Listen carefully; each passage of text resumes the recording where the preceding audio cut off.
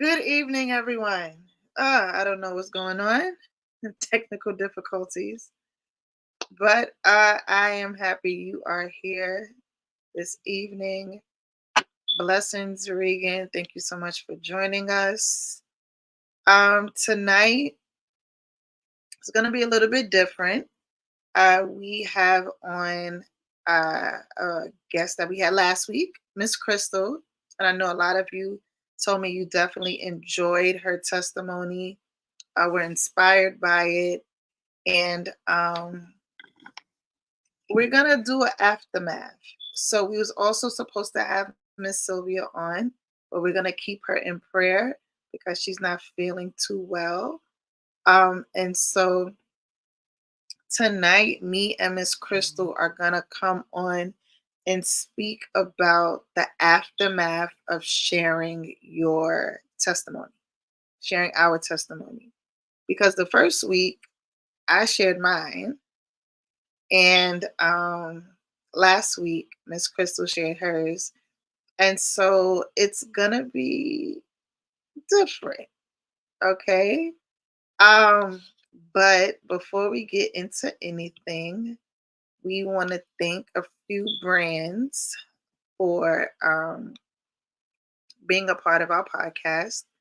As you know, I have a nonprofit organization named No More Secrets, where we deal with the topic of domestic violence in the church. We conduct forums, we conduct workshops, we come into the churches, and we teach leaders what to do if such a topic or situation comes into the church. Also, we have Naturally Classy. That is the brand that believes in taking what God made to help heal what God made through skin and hair care products. Lastly, we have Naturally Classy Consulting. We help those turn your hobby into a legitimate business. And if you want any information about any of those businesses, feel more than free to contact me personally, and we'll get you in contact with all three. So let's get into it tonight. We are going to welcome back to the stage Miss Cristal. Let's get first. Hello. How are you? I'm good. How about yourself? I'm tired. I'm not lying about anything. Got a few questions. I usually don't, I usually just flow with it. But tonight we gonna get in and we gonna get out the way. Because you're not gonna be the only one answering questions. I'm gonna actually answer the same questions that I'm asking. And so let's jump into it. After sharing your testimony, what was your immediate reaction to the interview? Well, the first time I did it, I was just shocked that I shared it because I just held it in for so long. But after that, it just became an emotional roller coaster day after day after day. Still shocked that I shared my testimony. And then sometimes maybe like a week later, it's just a whole day of nothing but crying because I'm just still shocked that I let it out and shared it with so many people. So after lap, Mm-hmm. what was your reaction? Last week I was okay for like 2 days, and then Wednesday became the emotional roller coaster. How because life started hitting. Just everything that's going on in my personal life right now. Everything just like what they say, when the funk hit the fan, everything just hit at once. And then just trying to make it to my Friday therapy session. And and it's like once I did that and let out more, and then talked with one of my sisters on Saturday and let out some more, it was just like, okay, my therapist is like, are you back on your meds? Your antidepressant meds? It's like, no, I don't. I do need that. So it's like I need to get myself back on track. But I was like, okay, by now I should be okay with sharing my testimony and dealing with the emotions with it. but it hasn't came to that point yet. I understand that. I I've been sharing sharing my experience for 6, 7 years. And when I shared it, what was it, 3, 4 weeks ago? I cried for the first time in a long time and I actually caught myself. I was like, chick, what you crying for? Like, why are you crying? And I was almost mad at myself for crying, but I was like, apparently there's a side that hasn't been resolved yet, right? And so in sharing the testimony, God is just allowing some things that need healing to be exposed. And I'm okay with that. Thank God for therapy, right? Thank God for Jesus and thank God for therapy. So after I shared my experience, and for those who haven't been able to have a chance to go and see it, you're more than welcome to either go on any of my Facebook pages, whether it is my regular page, Natasja Allen, or No More Secrets, or I would prefer everyone go on the YouTube channel, Talking with Tasja, and you could go and check all of the podcast episodes there, including Miss Cristal's from last week. And so in sharing it, I had to dig back deeper into what happened. Forget with me personally, but what happened 20 years ago with my family. And so reliving that all over again. Because a lot of people don't understand that when we share our testimonies, a part of us is reliving the experience all over again. If you want to share the details of it, if you want to get the emotionalism of it all, right? And so, in order to share the testimony, you almost have to relive it. And when you relive it, it's honestly God's grace that covers your mind in the middle of it all. Because I always pray, God, cover my mind while I'm either testifying or writing about it, and then cover me to come back out in one piece with a peace of mind, right? And so my initial reaction after the interview was all of that, all of the above. Um, what was the feedback you received? It was all good feedback. Like as soon as we got done, one of my sisters let me know I did a good job, and she's like, "I'm praying and covering you for what he allowed you to release." So I got a lot of those messages, and like the next day, one of my friends, like we've known each other since we were in 6th grade, and she was like, "Send me that link." So I sent it to her, and all she the message like, "Oh my God, I love you, I love you." I was like, "Okay, all right, calm down." It's okay. And it's a lot of, I didn't know you went through that. Why didn't you tell me about that? I could have been here to help. And it's like I couldn't help myself, let alone tell somebody to allow them to help me. I have to remind people about that. Your mind at that time is not in a place to just keep telling people, "Oh, I need your help." It's like not there.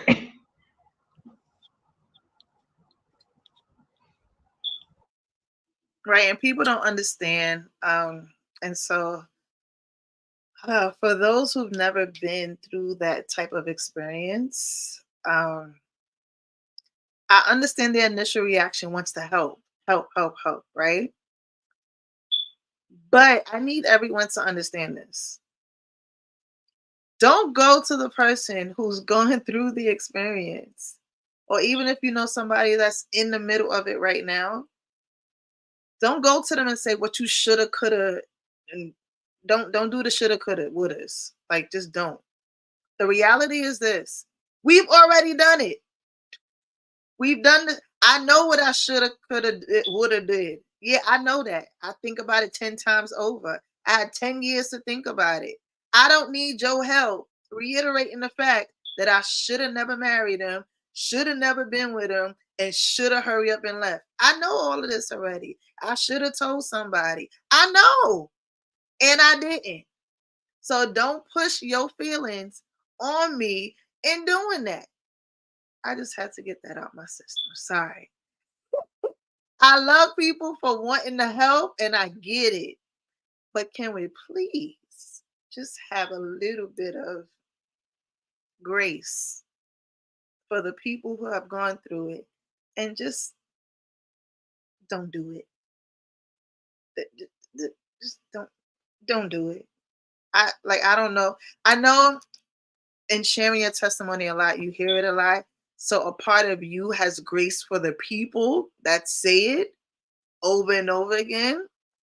But I need the people to have grace for us. Like just don't say it.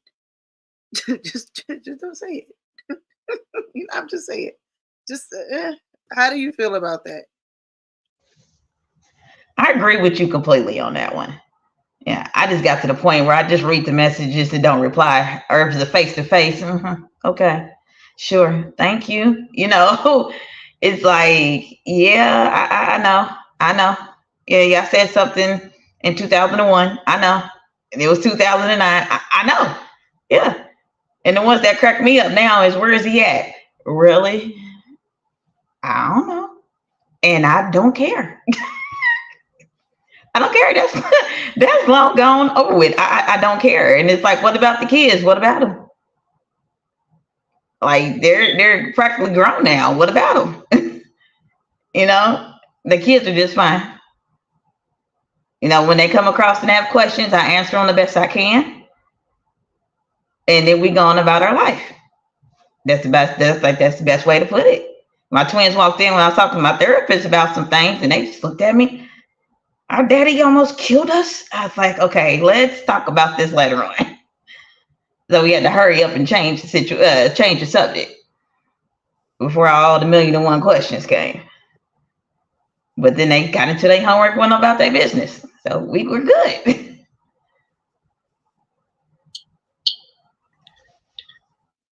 Yeah, it's just I just need,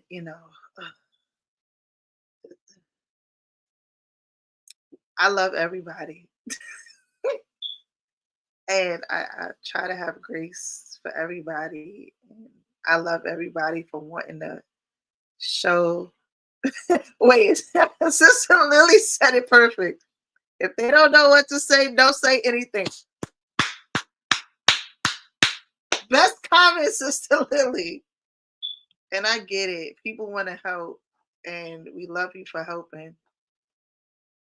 But that's not one of the situations where we really care about your comments. Like, no. Like, all right, let me jump off of that because I can stay on that all night long. Oh, were there any emotional triggers for you? Anything that might have been submerged?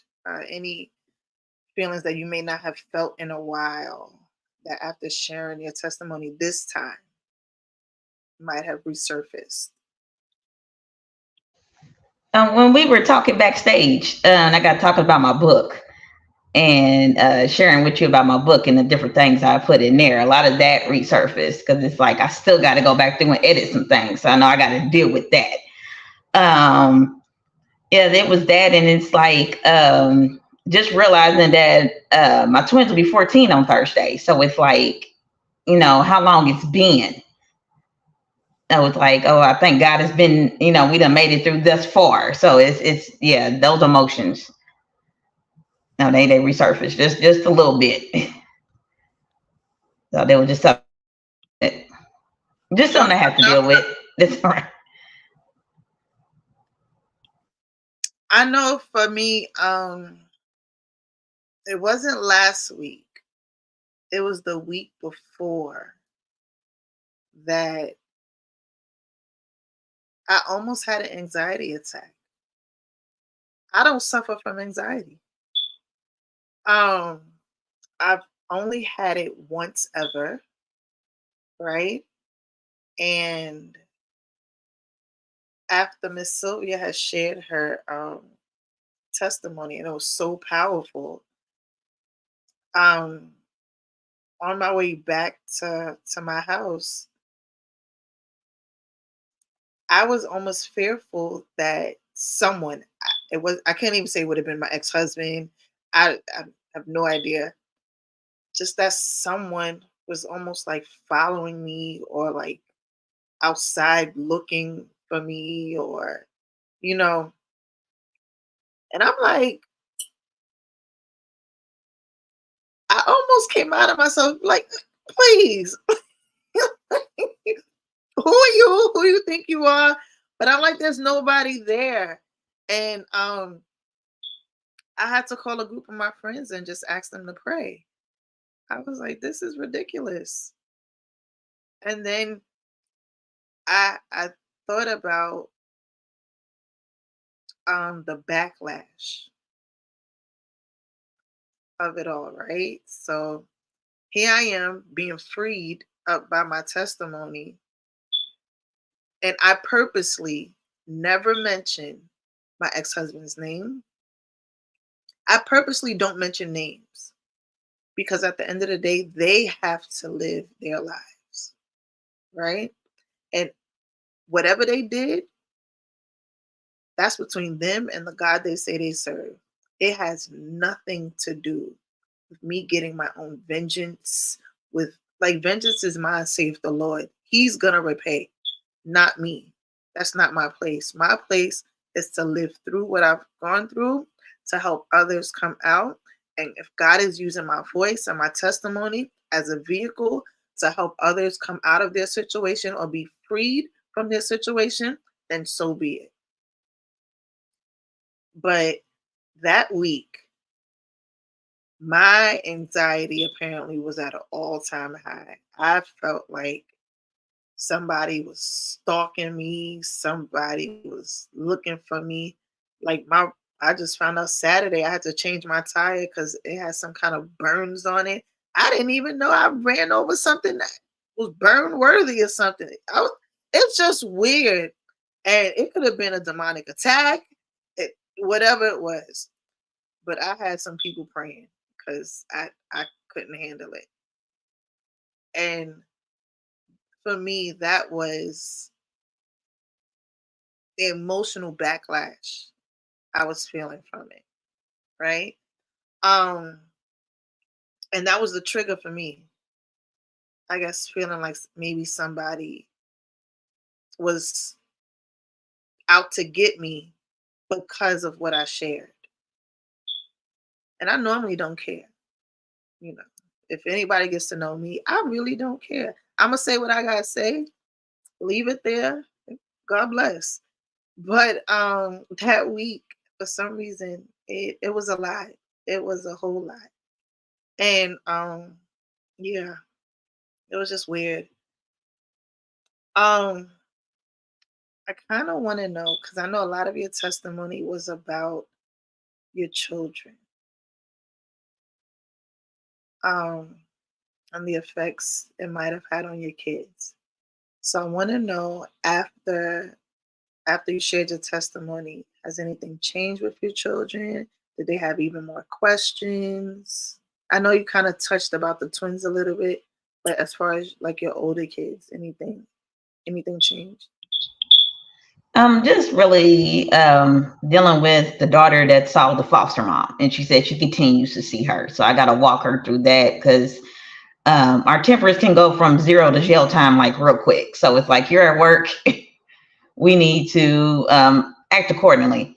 So I have my business cards, and I just told her, I said, just hand her my business card and tell her to call me so we can squash everything and let her know just you seen her in a way it makes you feel. Because she's 18. She's like, I'm not 5 anymore. And it just takes her back every time she sees the woman. So yeah, that was really about it. My oldest son, he doesn't bring up too much anything. He said he doesn't remember too much because he was 2. So he really doesn't have any questions. Me and my oldest daughter, we go back and forth with it, but in this last week we haven't really discussed anything. That she's been dealing with her own family. So when it comes about that time, we not sit down and just dish it out and hopefully leave it alone. But only God knows if it's gonna come back up again.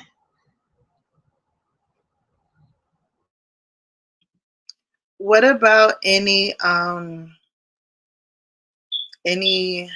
feedback from, I know you mentioned some of your friends when they saw it, they was texting you, "Oh, I love you, I love you, I love you." What about your family members? I know you said one of your sisters said she's covering you in prayer. Any other family members gave you any feedback or concern or anything negative come from it?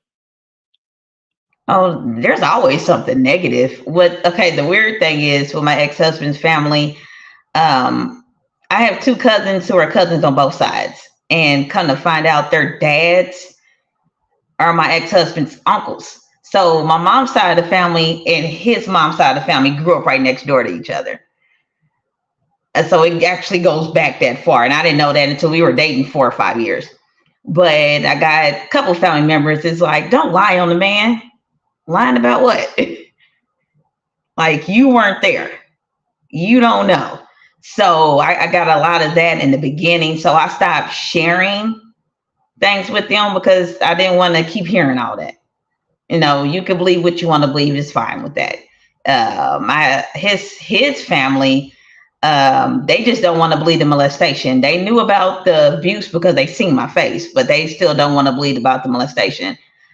So I don't communicate with them. I don't see them anymore. I ran into a stepfather about 2 months ago, and he just wanted to see pictures of the kids and how big they got, and that was really the end of the conversation.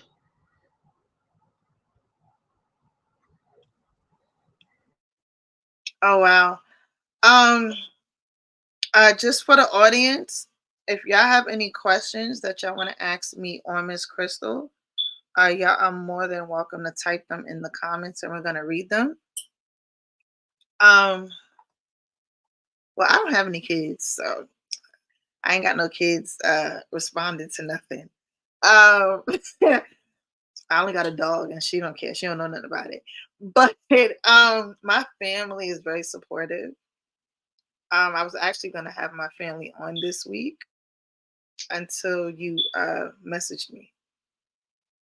And I was like, well, that's God's way of saying they ain't ready because it would have been interesting. It just would have been interesting. My family, it just would have been interesting. But a lot of my friends, you go through cycles of friends, right? So some friends know all of your story. Some people know you since you were a kid.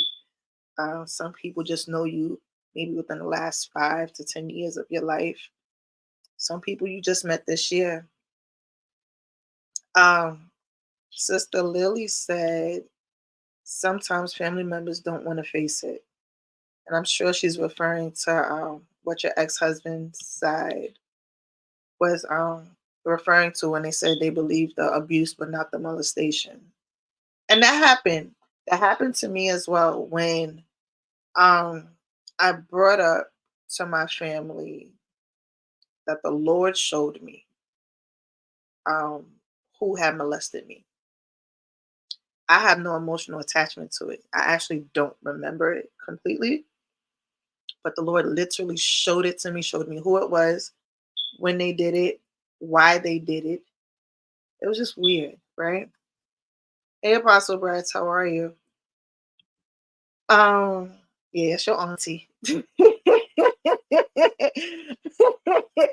um, and there was almost some sense of denial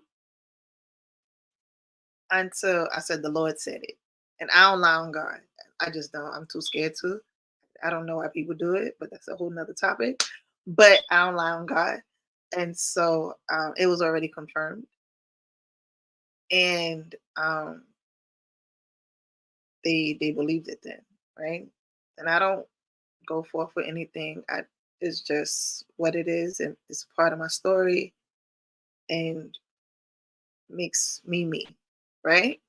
And so when it comes to family members, and like I had mentioned in my testimony, because it happened in my family from generation to generation to generation, there really was no denying. You can't deny it when it's there, right? And so it's just interesting. It's interesting sharing your testimony. It's interesting sharing your experience. I never call it a story because it's not fictitious. Um, for me, stories are fictitious. This is real life. This is something that we've gone through. This is something that we are constantly growing through because healing is always taking place. Healing is a journey. Healing comes in waves. And alongside with the healing of it all, you have grief, right? Especially when you're divorced, right? So grief is a it's almost a parallel process when it comes to the healing process because not only are you um, dealing with the trauma of what you've gone through, now you have to deal with the death of a marriage, yet the person is still alive. You have to deal with the death of a living person. And so a lot of people don't understand that. And so with your journey, we can go there with that now, I guess, with the parallels, right? You're dealing with the trauma and you're dealing with the grief. How have you handled that? Or how do you cope with that as far as dealing with both at the same time? I'll admit it was hell. Because my ex spent some time in and out of jail. So it was like when he came home, he helped with the kids and dealt with things. So now it's the point that, yeah, he's locked up for 10 years and or more. But I got to keep reminding myself when he gets out, we're not going to be together. There's no going back to him. So it took me some years to even file the divorce paper. Once I started learning about soul ties and had someone break that down to me. And once they broke that down to me, I was like, I got to let him go so I can move on. Because if I don't let him go, I can't move on to what I need to be doing. So I had to file those papers and they got sent back because they didn't want to sign them. So I had to file them again. And just knowing that we were filing divorce, that was a week or two of just emotions and a lot of crying and things because of what we talked about, the way things were going to be, that happy marriage and that happy house and the happy kids, things like that, that didn't happen. And then as the kids keep getting older and older, it's like, okay, I'm doing all this by myself. And then, people continue to tell me, your spouse is coming, your husband's coming. You ain't got to continue to do this by yourself anymore. And it's like, okay, when? Where you at? I'm waiting on them. But, I know I have to heal myself whole before, or maybe in between all that, before, I'll put this, before he comes. So it's still an emotional roller coaster. There's still a lot of grief still going on with the just the whole situation.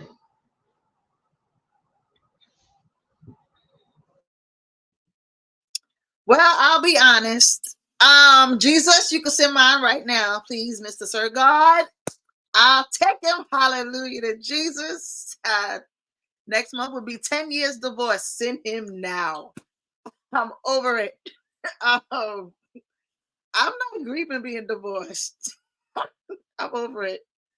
I always tell people I'm happily divorced. Uh, it maybe contrary to the church folks, contrary to what people may preach about, I don't care. I'm happy I divorced him. I'm happy I left him. And I should have never got married to him to begin with. And I'm okay in admitting that. I can own it. Y'all ain't got to tell me nothing. I choked on my wedding vows. So God was trying to prevent me from doing it the day of my wedding. I still did it. But Mr. Sir God, you can send hallelujah to Jesus. But the grief process, all jokes aside, for real, the initially, even though I wanted the divorce, right? And I think this might have to be a whole nother discussion when it comes to divorcing in the church, right? That's a whole nother topic. But even with divorcing and trauma, because you're so accustomed to the companionship, it becomes your norm. And for those who've never been through abuse on that kind of level, and you always want to know why, because people love to ask the question, why did you go back? Why did you go back? Sometimes it's love, sometimes it's good sex, and sometimes you're just a cuss. I mean, that wasn't my testimony, but sometimes you're just accustomed to companionship, right? It's nice to come home to somebody. It's nice um to have somebody there when it's the good times. Because sometimes when it's good, right? But when it's bad, it's bad. But sometimes you just want to focus more so on the good times because it's the good times for you that carries you over after the bad times have already taken place, right? So you focus on the good things. And that hurts because now you either have to, in my case, I went back home. I got to go back home, still possibly subjected to somebody else's rules. That's why I left to begin with. I don't want to know. I want to do what I want to do. I'm grown, right? And that's what happened when I get from being grown. I got too grown.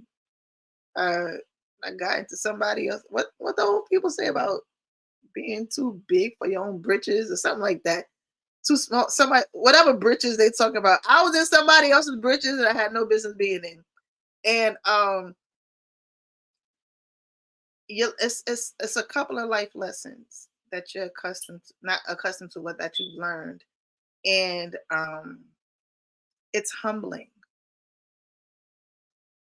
It's very humbling. I was always a strong personality, so when people found out, their first reaction was like, "You, you, like you out of Tasja, you out of all people, you." Who don't have no problem telling nobody what place to go, where to go, how to get there, the express route and the local route. You out of all people. I was like, yeah, me. It was very humbling. It was very humbling. And so it was interesting. We actually have a question for you. It's from Sierra. She said, how are the children in school? She asked that because some children act out even years later. Well, I call them my three musketeers, my younger three. I don't have any problems with them as far as acting out at all. School's fine for everybody.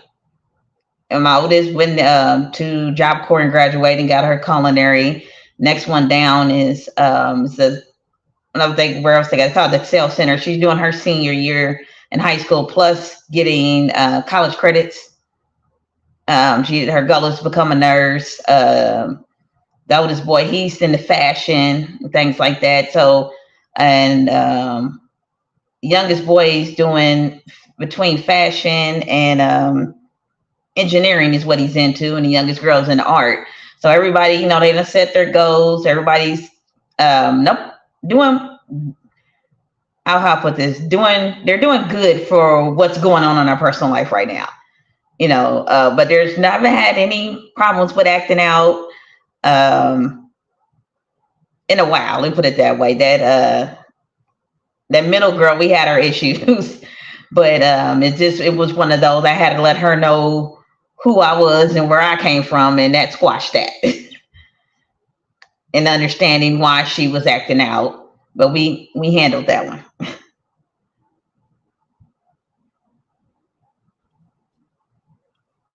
Well, thank you so much for your comments or for your questions, Sierra. Like we said earlier, if anybody has any questions, you are more than welcome to put them in the chat. We want to welcome all of our viewers so far. Hi, Pastor Cox. How are you? Um, we have not too many people on tonight, but definitely do us a favor and share, like. If you on a YouTube channel, share, comment, like, subscribe. Everybody's more than welcome to go over to the YouTube channel. It's easy. Just type in Talking with Tasja, and you'll be able to see all of the podcast episodes. And if you have Spotify, good old Spotify, all of the episodes are also on Spotify. So do us a favor and go on Spotify, type in Talking with Tasja on the podcast, and you can listen to all of them. I guess while you take a walk, while you at work, while you're in your car. Um, but yeah, we're trying to definitely extend the reach. We're trying to let everybody know about this horrible topic of domestic violence and um, just in general talking about different topics that the church world just does not want to talk about. And if you have an idea for a topic, or if you would like to come on the podcast to share your testimony, definitely contact me on any of the platforms, and I will love to have you on here. Ciara said, Amen, that's a blessing. Her son would inflict harm on other children. Well, we're definitely praying for your son, Ciara. Um, Praying that God heals them in his emotions. And so he'll understand his emotions, and then he'll be able to gear them in the right direction instead of inflicting harm on others.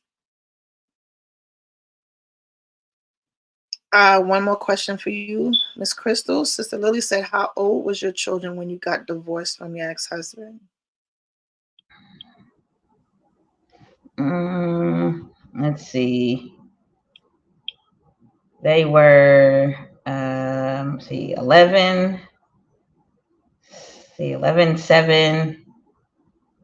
So the oldest was 11. I think the twins were just getting potty trained. So no, the oldest, although I didn't physically have her, she was happy about the divorce. The older 2 girls, and the younger 3 really they wouldn't know anything about it at the time. But I know the girls were happy, although me and him we haven't physically been together since the second time he put his hands on me. So yeah, make sure he was long gone.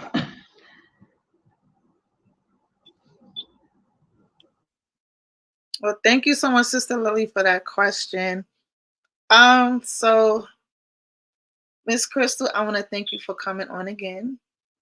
I'm gonna leave you the space to share anything that you would like to share. If you want to share with anybody who's currently going through domestic violence or an abusive situation, you are more than welcome to do so. Just some final parting words.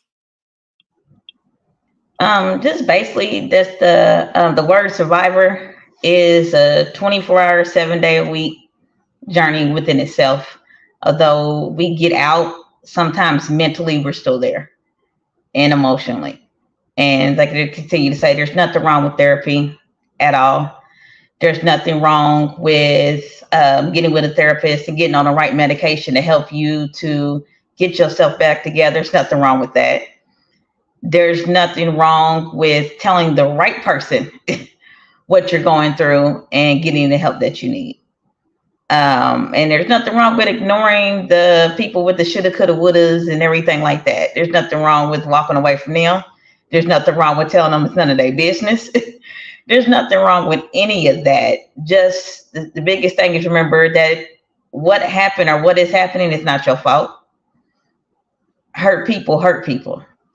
and that you don't have to continue to go on with that or carry that on with you. And that healing is a journey within itself. It's a process. And it's an emotional roller coaster. You can wake up just fine and you can go to bed just fine. But in between that day, those emotions and things can happen.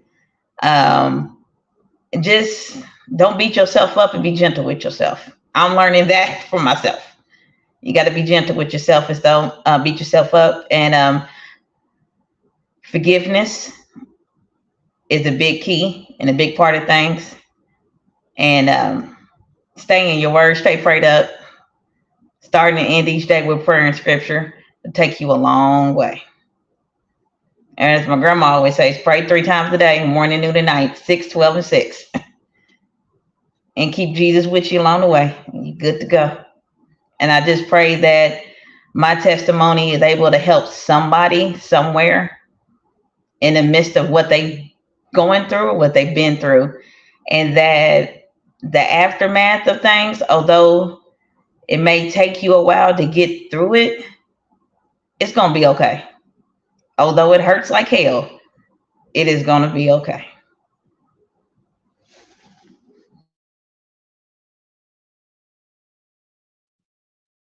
Well, thank you so much, Miss Cristal. And again, it was a pleasure for having you on. I want to thank everyone so much for tuning in to Talking with Tasja. We officially made our whole month. I am so excited. Um, this is a podcast where I was nervous to do.